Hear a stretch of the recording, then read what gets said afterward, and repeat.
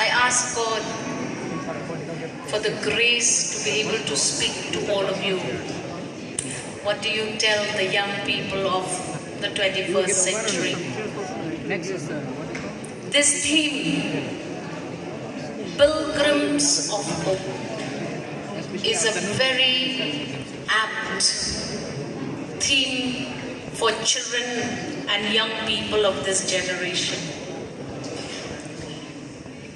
I feel that the young people of the state of Meghalaya, under almost 80% of Meghalaya's population is under the age of 35. Approximately 40% of that population is under the age of 19. This is the power of Meghalaya's future. If every child in this celebration of Youth Week in Sacred Heart Theological College promises to fulfill their Catholic status and promise to be pilgrims of hope, I am sure that we as a state will be a state with hope and a state with a focused future. From time to time, the Honorable Chief Minister, who due to unavoidable circumstances could not join you today, he has from time to time outlined policies which are specifically youth and youthful in nature. The state of Meghalaya is concerned about the focus of the youth in its population. We are troubled when we see that there is a great sense of restlessness in a few youth who seem to have lost their vision in life. We believe that as a state, we will provide all necessary assistance and infrastructure to give you that feeling of belonging and the feeling of responsibility to the state and this nation. It is incorrect to say the state is responsible for us, but it would be correct and in the right perspective to say, I am responsible to my state. What can I do for my state?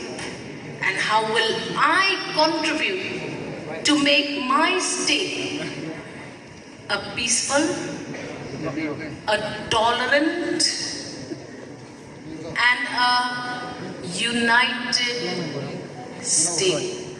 Today, the community is torn between perceptions of the truth and the truth itself.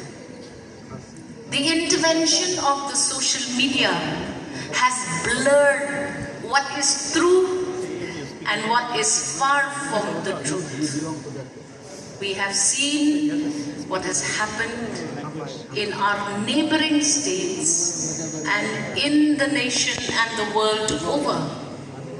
We have seen what has happened in Bangladesh. A hatred sparked out of communal feelings and tensions. What has happened in Manipur? A feeling that was dominated by hatred on communal lines. Therefore, this is the perfect platform for all of us to take a vow to this great nation. We shall not fear that there is a threat to convert you and me. No one will come and convert us. pray always for religious respect and tolerance. In the name of religion, we hijack the peace. We take for granted the love and we destroy each other. I am pained by the numbers of young people who today have no peace even though they suffer alone. It is a time where we will generate each other. Let us take this promise, like was said by Father John in his sermon. If each of us are there for each other, that itself is a gift. And that itself is a profession of our being Catholic. Catholicism does not teach hatred for others. Being Catholic does not mean suppress others. Having said that, it is also equally painful to see that our Catholic young boys and girls are very quick to give up their faith in the name of love, in the name of commitment, in the name of drugs, in the name of addiction, whether alcoholic or otherwise, whether we are addicted to nicotine. This is when you are not a true Catholic, and this is when you allow the temptation around you to destroy your ability to be Catholic. I believe that if every Catholic carries what we have been taught, it is correct. When we were born, our parents took the responsibility when we were baptized that they will rear us as good Catholics. But after we reach the age of youthfulness, it is our responsibility to remember what our parents did when they brought us to the altar for baptism. How many of us honor what our parents have promised to do when we were children and we were not able to speak for ourselves? I pray that this fervor that we feel in our faith is not destructive, but will be one which is going to guide us to bear peace, to bear happiness, and to inculcate a feeling of gratefulness. Today, the youth do not feel the sense of gratefulness. The youth of this generation and the youth when we were growing up are two different bodies altogether.